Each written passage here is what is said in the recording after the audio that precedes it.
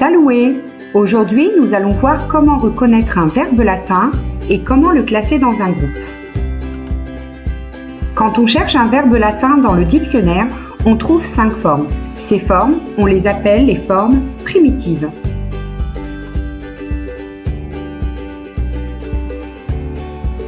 Par exemple, aimer, amo, as, are, awi, atum.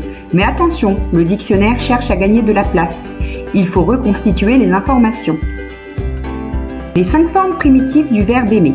Amo, c'est la première personne singulier du présent. Le as correspond à la deuxième personne singulier du présent. Le are à l'infinitif présent. Le awi, c'est la première personne du singulier du parfait qui correspond au passé simple. Et enfin le atum, c'est le supin, mais on en reparlera plus tard. On reconnaît à quel groupe de conjugaison appartient un verbe en observant les 3 premières formes primitives. Pour le verbe aimer, nous allons donc regarder amo, as, are.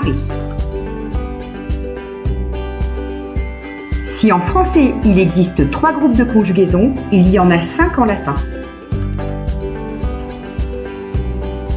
Voici maintenant les 5 groupes de conjugaison. La première conjugaison, amo, as, are, awi, atum, aimer, on retrouve systématiquement la lettre A.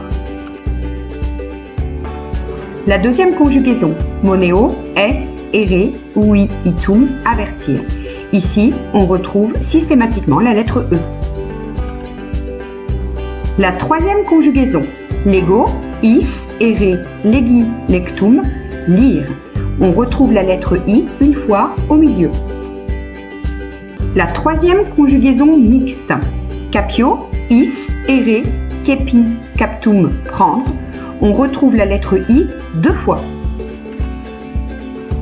Enfin, la quatrième conjugaison, audio, is, ire, iwi, itum, écouter.